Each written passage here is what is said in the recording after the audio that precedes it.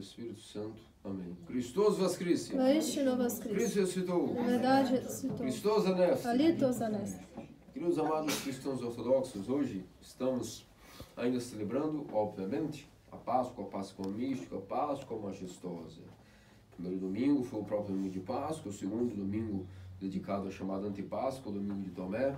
Depois vimos domingo passado o domingo das Mirófaras. E hoje estamos, portanto, diante do quarto domingo de Páscoa, o domingo dedicado à cura do paralítico. Mais um evento oriundo do Evangelho de São João, onde veremos profundezas místicas relacionadas aos fenômenos relacionados à graça de Deus e à água. Assim, são símbolos que vemos desse período pentecostarion, de preparação da Páscoa rumo ao Pentecostes. Por isso, vamos analisar que havia um certo paralítico que estava há 38 anos jazendo em seu leito naquilo que era um lugar específico. O evangelista João nos deu um detalhe de onde esse paralítico jazia. Não era um lugar como qualquer, não era simplesmente entre as ruas comuns de Jerusalém, nem sobre qualquer lugar da Judéia ou da Galileia. Era um lugar específico, onde o evangelista João, teólogo, quis nos deixar claro quais foram esses detalhes. E esses detalhes foram os seguintes: que havia em Jerusalém, como já vimos várias vezes em outros sermões, você sabe que Jerusalém possuía 5 grandes pórticos, entre eles o pórtico de ouro, o buraco da agulha, que era chamado justamente por onde temos a explicação do Evangelho, que ali só entrava por ali quem tivesse um camelo, só entraria por isso. O camelo primeiro de deixar suas cargas atrás, baixasse a cabeça, entrasse. Entre esses 5 pórticos, nós temos, além do pórtico de ouro, o pórtico de Salomão, tínhamos o também chamado Pórtico das Ovelhas. Entre as muralhas de Jerusalém, havia se chamado, como diz isso, da chamada Piscina de Betsaida, a piscina, a Pórtico das Ovelhas. Por que recebeu esse nome, esse pórtico? Havia uma piscina, que inclusive até hoje, quem faz as peregrinações para Jerusalém, pode visualizar que essa piscina existe até hoje, e os judeus até hoje têm devoção para com essa piscina. Qual é a origem dessa devoção? Nos primórdios, houve o seguinte: depois que foi estabelecido o rito levítico, os cordeiros, as ovelhas que eram oferecidas para poderem participar do sacrifício oferecido dentro do altar, dentro do santuário, dentro do Santo dos Santos para o nosso Deus, o Altíssimo, essas ovelhas que seriam preparadas para a oferta eram primeiro lavadas nesta piscina, para serem purificadas e serem oferecidas posteriormente ao Altíssimo. E depois que eram oferecidas também ao sacrifício, já santificadas estas oblações, as suas vísceras eram novamente lavadas nessa piscina. Esse era o papel, como se fosse uma preparação de prótese, que nós conhecemos hoje no nosso também rito bizantino, como se fosse uma certa parte de uma proscomídia do Antigo Testamento, assim digamos, para que fique fácil de entender. E atribui-se ao fato de que de tanto essas oferendas consagradas a Deus foram tantas vezes lavadas nessa piscina, que o poder oriundo da graça de Deus que santificou essas oferendas no Antigo Testamento fez com que essa água se tornasse energizada pelo poder e a graça de Deus. Então ocorreu como o seguinte benefício: observou-se que uma vez por ano, todos os anos, uma vez por ano, um anjo de Deus descia e agitava com a graça de Deus essas águas da piscina de Betsaida, e todo aquele que lá entrasse primeiro e mergulhasse ficava curado de qualquer enfermidade que seja. Pela tradução da igreja nós sabemos quem é esse arcanjo.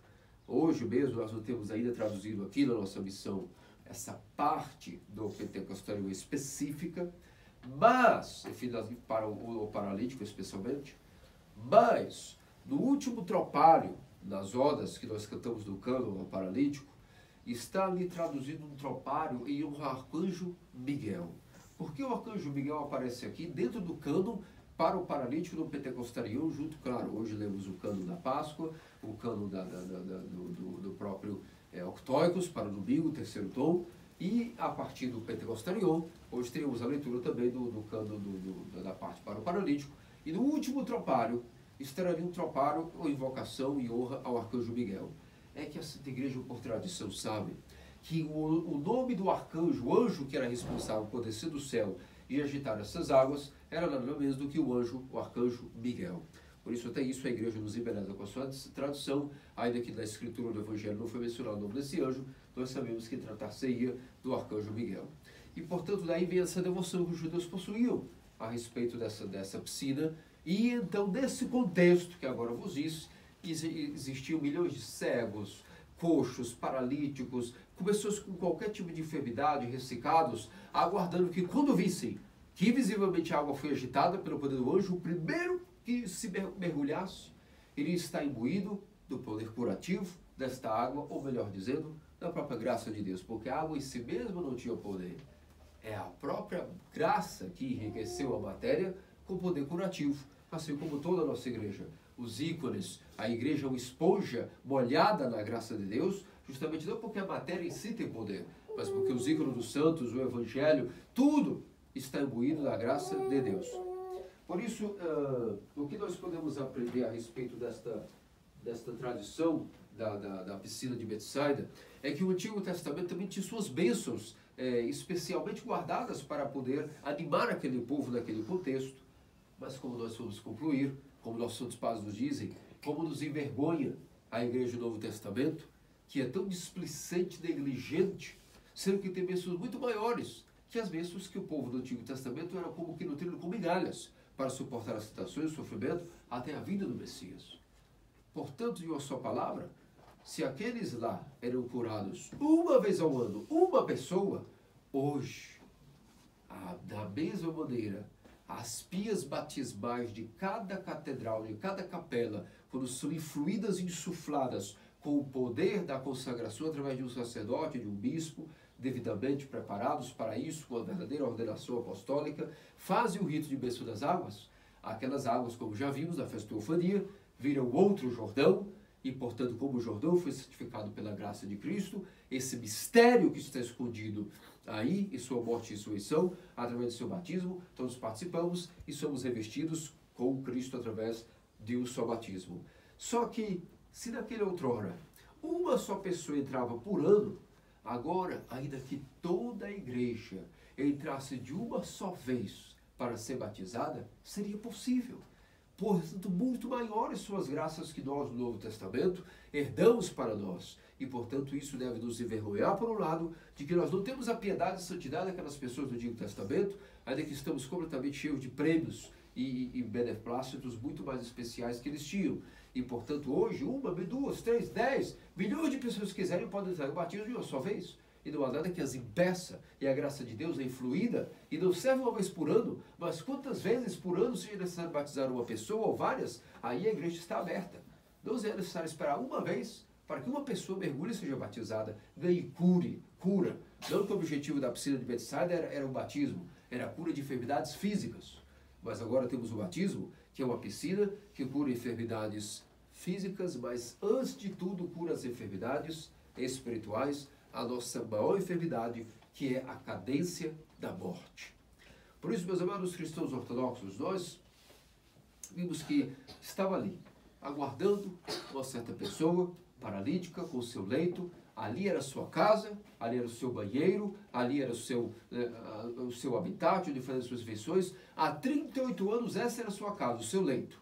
Jazendo entre os mendigos, entre as pessoas de mau cheiro, de má reputação, ou pessoas simplesmente de nenhum nível social, estava ali a presença do paralítico, 38 anos morando sob o seu próprio leito. E o que acontece é que, obviamente, quando a água era agitada, embora ele estava ali, por algum motivo alguém o jogou ali para que fosse curado, como a doença dele era uma paralisia, todas as vezes que a água era agitada cada ano, alguém, obviamente, sempre estaria como vantagem e se curaria na frente dele. Mas por algo ali mesmo ele esperava. Era a sua última esperança. Está ali, quem sabe alguém que sal chutasse para dentro da pia, por misericórdia, antes de alguém, mas isso não havia acontecido. Nem essa sorte ele havia tido, de alguém por misericórdia ter enxutado ele para dentro da piscina. Claro que não. Cada um tem o seu interesse, e certamente cada um tem uma cura que necessita. Todos nós temos alguma enfermidade que precisamos de curar, então o primeiro sempre era beneficiado. O muito menos seria um paralítico.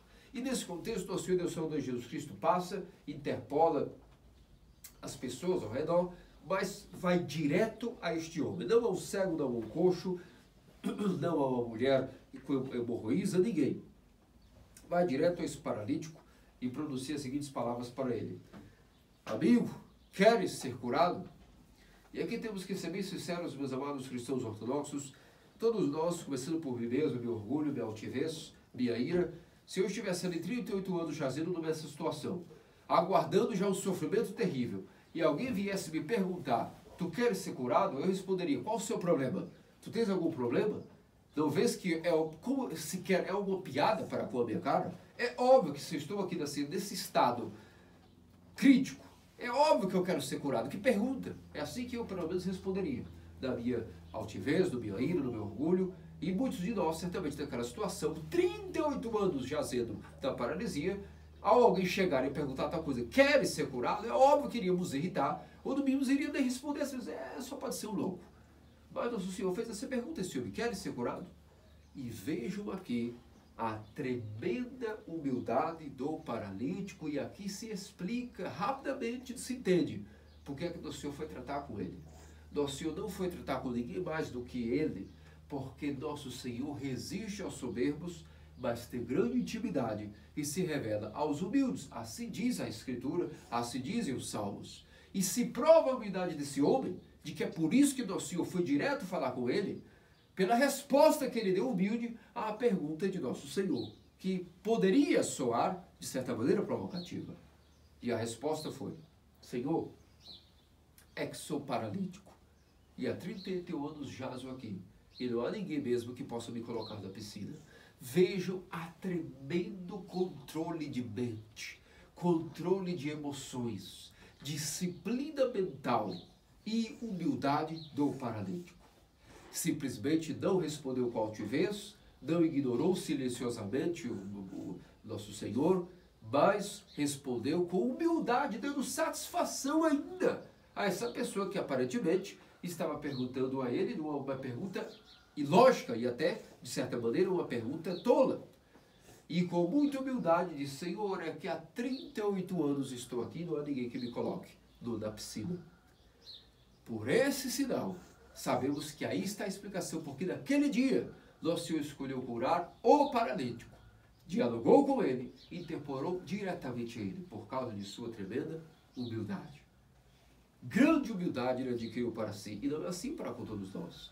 Muitos de nós, quando estamos jazendo em doenças, quando estamos sob o poderio de tribulações, problemas, e especialmente as doenças, em vez de nos tornarmos pessoas que adquirem essa doença para um bem maior, que seria a humildade, passamos a ser pessoas amargas, que reclamam, murmuram, não só das tribulações, das dificuldades, e esquecemos que tudo vem de Deus. As doenças não foram criadas por Deus, mas como consequência do pecado de Adão e de toda a raça humana que seguiu adicionando ao pecado de Adão, que nós herdamos não o pecado, mas a doença da corrupção e da morte que Adão adquiriu para si, e então pelo DNA dele, nós não herdamos culpa de pecado original nenhum. Nós herdamos, na verdade, a consequência da doença, que é morte, corrupção, dor, sofrimento. Deus não criou essas coisas no paraíso. Deus não criou a dor, Deus não criou o sofrimento, não criou as angústias. Foi uma consequência da enfermidade chamada morte, que alfineta a carne humana e a alma humana, antes de tudo, primeiro a alma e depois o corpo, com a chamada corrupção. E o sinal da corrupção é dor, angústia, sofrimentos e a doença. É o sinal da corrupção jazendo no homem. Então, devido a isso, o ser humano, quando passa por esses sinais da morte, em vez de aproveitar isso para sua humildade e seu crescimento interior, muitas das vezes, na verdade, torna-se um reclamão, murmurador e uma pessoa mais amarga, sofrendo tanto na alma quanto no corpo, sofrendo nessa vida e, o pior, muito provavelmente se preparando, na verdade, para sofrer na vida futura. Agora, não foi esse o exemplo que o paralítico nos deixou. Ele aproveitou os 38 anos e adquiriu paciência, adquiriu humildade com sua enfermidade. E fez o usufruto, pôde colher dessa enfermidade, desse mal, ele tirou o bem, porque assim é nosso Deus para conosco. Nosso Senhor e Deus Salvador Jesus Cristo, todas as vezes que mesmo vendo que até o que Ele não criou, nós herdamos e ainda cultivamos em nós, como consequência de nossos pecados, Nosso Deus, que é tão misericordioso, não tendo criado a dor, nem o sofrimento, nem a morte, resolve isso para nós da seguinte maneira: aproveita até mesmo essas coisas ruins e más e tira delas bons frutos para nós, porque esse é o nosso Deus misericordioso, o Deus de nossos pais. E por isso é que de uma enfermidade, de um grande padecimento como o paralítico, Deus tenta trabalhar nos corações a chamada humildade, a paciência, para que essa pessoa, portanto, cresça espiritualmente. Que os seus prazeres, que quando nós temos saúde nos damos a eles, e nos causa, portanto, pecado, e com o pecado vai nos adquirir mais corrupção e mais poder da morte. A dor, como é contrária ao prazer, é um presente que nós podemos tomar para nós mesmos como um receptáculo de salvação. E o que quer dizer isso? Que a dor pode servir de receptáculo para a salvação. A dor, as doenças, as angústias, os problemas, são antagônicos à tranquilidade e prazer para usufruir de nossos sentidos, de nossa satisfação pecaminosa. Logo, é como se fosse uma proteção para que nós possamos estar curados, ou seja, separados do pecado pelo viés do prazer. Como o pecado vem a nós através do prazer pecaminoso, ainda que existem prazeres lícitos, a maneira como o pecado incita-nos a poder pecar é através do prazer. E, portanto, o que nos separa do prazer é a dor. E a dor vem para nós através de sofrimento, através de dor e de angústias, como um veículo, como se montadas em um veículo chamado as enfermidades. Essa é a maneira que nós cristãos ortodoxos vemos as doenças. Primeiro, não foram criadas por Deus, não são naturais ao homem, são antinaturais, são apenas um processo que o homem tem que passar por conta de uma doença anterior que ele adquiriu na alma. E como consequência da corrupção da alma, o corpo passa também a participar desta corrupção, perdendo sua força pouco a pouco, porque antes a alma está separada de Deus pelo pecado. E se não podemos abandonar rápido esta vida, estamos presos em um corpo que tende a pecar, um dos grandes engenharias que Deus consegue adquirir para si, tirando o bem, trabalhando o bem de um mal, é que ele consegue fabricar em sua engenhoso artifício da salvação, a graça de que o homem, quando cai em doença, pode ter a graça de separar-se do pecado. E, portanto, preparar-se para adquirir saúde na alma e, futuramente, na ressurreição, a saúde eterna de um corpo imortal. É por isso que, nesse contexto, vemos que o paralítico foi uma pessoa que soube adquirir essas qualidades e por isso foi ele abordado assim por nosso Senhor e Deus Salvador Jesus Cristo e obteve a sua cura imediata. Nosso Senhor, então, vendo a resposta dele humilde, concluiu: então é o seguinte, simplesmente levanta-te, toma o teu leito e anda. Nossos padres nos dizem o porquê de 38 anos, vale lembrar. Esses 38 anos, além de serem, temos que analisar esse número. Mesmo que esse homem tivesse 90 anos de idade já, não sabemos, mas vamos supor que tivesse 90 anos. 38 anos é mais da metade da vida de alguém. Se 70 anos é a vida do justo, imagine que ele passou 38 anos nesse estado. Então a maior parte de sua vida, ele passou paralítico. Então os motivos pelos quais nós analisamos que ele foi curado, não cabe a nós dizer, como alguns dizem, entre todos os pecadores e entre todos os doentes daquele dia, Nosso Senhor dialogou com o paralítico e concedeu a cura, porque certamente ele tinha doença, mas ele era um homem que não tinha pecado. Não veio o caso aqui. Isso não pode ser o caso, porque lá no final do evangelho de hoje, quando o Senhor encontra de novo novamente da sinagoga, no templo, ele diz a esse paralítico: cuidado, não peques mais, para que alguma coisa pior não te suceda. Então sabemos que o motivo pelo qual Deus enviou uma enfermidade a esse homem foi para produzir nele frutos de salvação, já que ele havia cometido um grave pecado. O pecado foi tão grave que esse homem demorou 38 anos para conseguir progredir dentro de si a humildade, ainda assim a paciência, e então teve a graça de Cristo abordar 8 anos depois, dessa enfermidade terrível a qual ele adquiriu, que nós concluímos, não porque não foi curado, não porque não tinha pecado, não. É muito provável que adquiriu essa enfermidade grave por ter pecado. E para a proteção de sua alma, Deus enviou por amor uma enfermidade. Outra explicação dos 38 anos, aí nosso Senhor escolheu abordar ele exatamente naquele ano, porque naquele ano ele faria 38 anos de paralisia, porque esse número 38 esconde a toda a natureza humana simbolizada pelo paralítico. Toda a natureza humana em si mesmo é paralítica. Paralítica de quê? Devido à doença em nossa alma, somos paralíticos para a aquisição da graça de Deus e muito ativos para o pecado. Somos paralíticos em relação à nossa própria iluminação e salvação espirituais. Não somos muito ativos para os frutos do pecado, mas para os frutos de obra de santidade, de cumprir os mandamentos, nós somos verdadeiros paralíticos. E é nos mandamentos que jaz a vida eterna. Fora dos mandamentos, jaz a perdição eterna. Por isso, todos nós em um momento somos, a humanidade inteira, considerada um paralítico, que estava enfermo há 38 anos, ou seja, antes da manifestação de Cristo à humanidade, a humanidade estava enferma, primeiro, 38 anos, ou seja, número 3, significando que nós não conhecemos ainda a revelação da Santíssima Trindade, antes de Cristo nos revelar ela mesma, por Ele mesmo. O Pai, o Filho e o Espírito Santo, 3 pessoas, 3 hipóstases, inseparáveis, indivisíveis e inconfundíveis.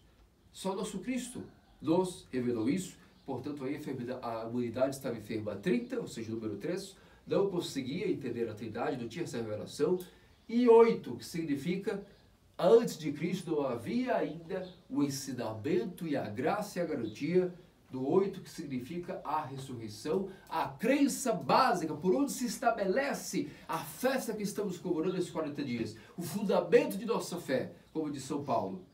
Se Cristo não ressuscitou, vã é a nossa fé.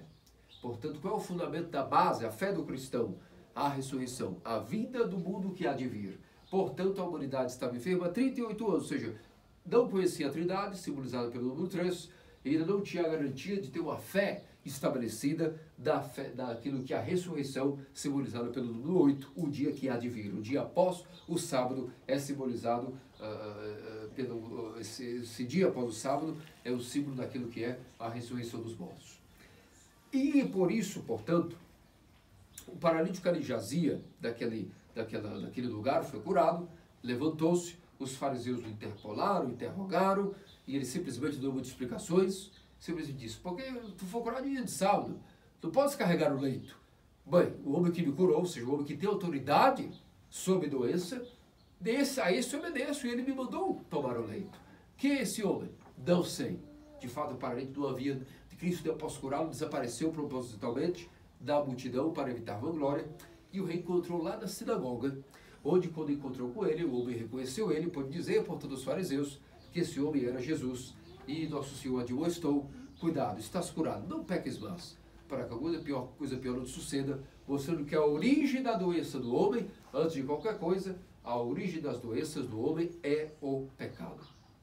Essa é a origem das doenças, não foi Deus que as criou. Nós, por uma palavra, podemos dizer que nos submetemos à doença do diabo, o pecado, e nos contaminamos, nos envenenamos com ela, sendo um antídoto à obediência ao nosso Pai Celestial. Por isso, meus amados cristãos ortodoxos, vemos aqui que nosso Deus, ainda que não criou a doença, enviou e fez uso dela ao paralítico para o seu benefício. E assim é com todos nós.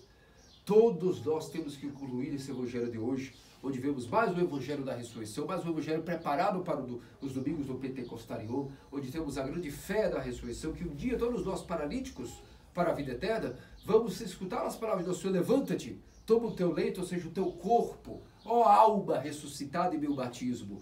Agora, no dia do juízo final, levanta-te do sepulcro, toma o teu leito, ou seja, o teu corpo, e anda. Anda para onde? Para a vida eterna, o mundo que há de vir. Todos nós escolhemos essas palavras, e se formos obedientes ao nosso Senhor durante essa vida passageira, nós podemos adquirir a graça de tomar o nosso leito e seguir o nosso Cristo para a vida eterna com o corpo ressuscitado para a ressurreição. Ao contrário, se nós não seguirmos a graça de curarmos de nossa paralisia desta vida, iremos jazer paralíticos da vida futura E quando recebemos novamente o nosso leito da ressurreição que há de vir, iremos, na verdade, receber um corpo caduco, digno de perdição eterna. Por isso, eis aqui o tempo que nos foi dado para a cura de nossa paralisia espiritual. A vida que nós temos aqui vivendo-a. E ela não é e não será por garantir uma vida 100% saudável. Nós fazemos a nossa parte, cuidando de nosso corpo em certa medida, senão seríamos nihilistas, pessoas negligentes, destemperadas, mas é inevitável que a doença, cedo ou tarde, vai nos acudir. E nesse momento, lembremos-nos do exemplo do paralítico. Nada de atrair orgulho, reclamações, altivez e murmúrios, e o pior de tudo, orgulho e irritação e amargor em relação às doenças. Ao contrário, nosso Deus sabe melhor do que nós o que precisamos. E todas as vezes que nós caímos doentes, digamos: meu Deus, tu sabes melhor do que eu do que preciso. Que isso sirva para purificar-me, para me deixar mais separado do prazer, do pecado, da ignomínia, daquilo que é a minha vontade, que eu possa neutralizá-lo de minha força e meu poder, estar como mais dobrado para poder fazer a tua vontade. E separado do prazer e do pecado, possa estar unindo-me mais em minha doença, com a tua graça, com a tua presença. E isso é a realidade de todos nós. Quem pode escapar das enfermidades? Nenhum homem.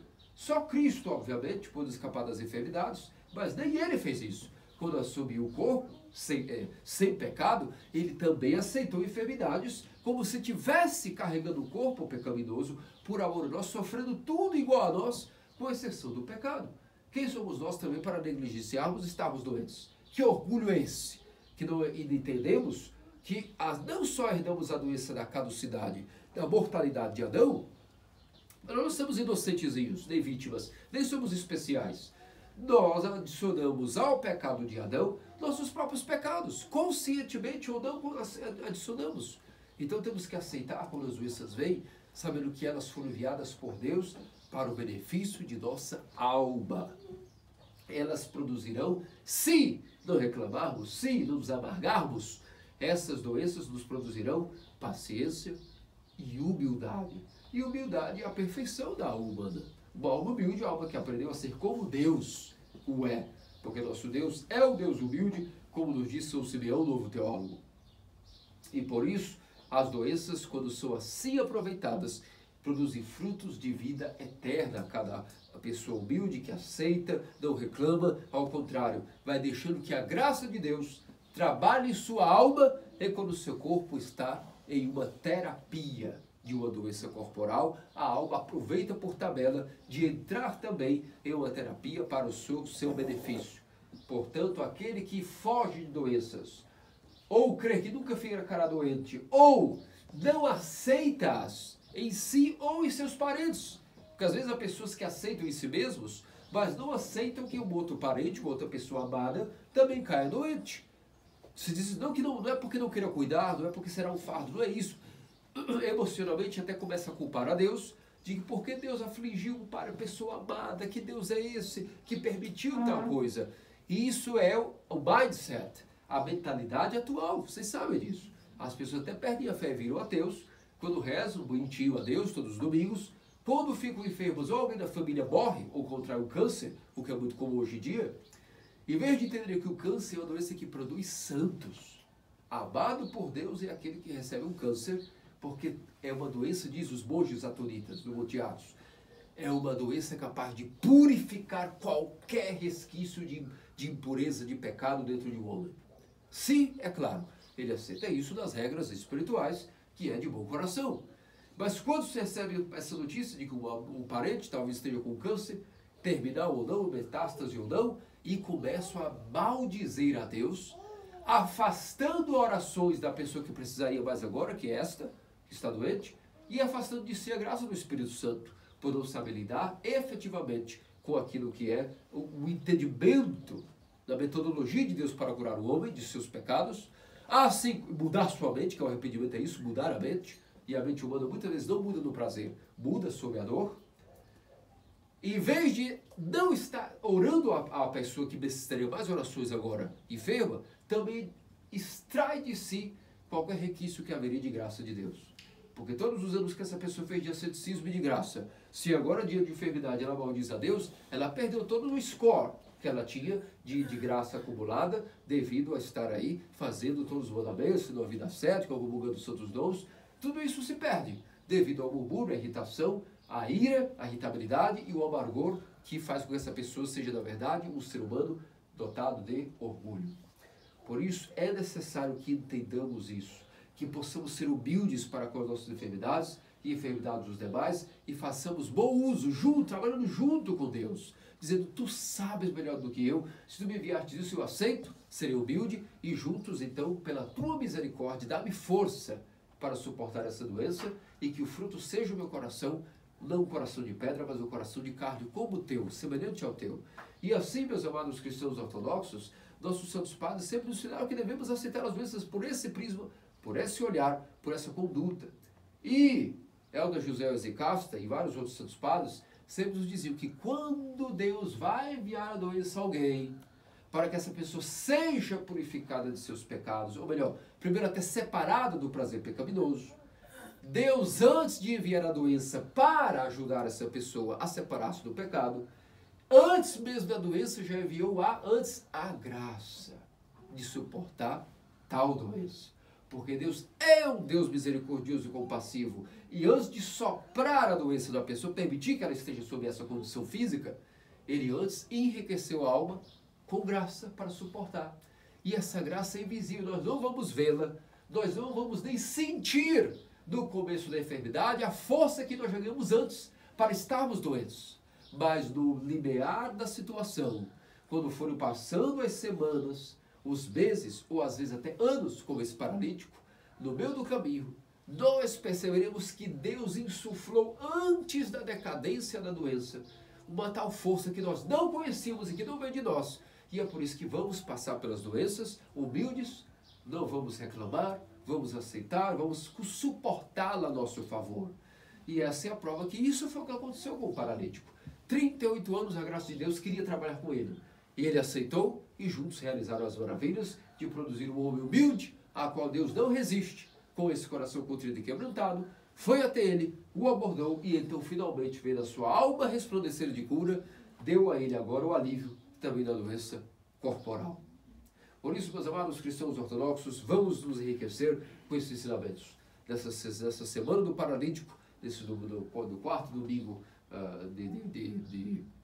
de Páscoa, vamos passar a semana escrevendo um pouco, ou talvez algum poema, algum tipo de escrito pessoal, um artigo para si mesmo, para que nós possamos refletir em palavras o que significa a doença para nós, de onde ele veio, para onde vai, o que será que nós faremos, quem nós chamaremos para cuidar de nós quando estamos doentes. As pessoas não pensam nisso, são muito orgulhosas. Se você cai doente, quem você vai confiar que cuide de ti? Um parente qualquer? Mas ele vai te trazer para os santos dons todos os dias que você peça. Ele vai te trazer para as vigílias, ele vai te entender como o cristão entende.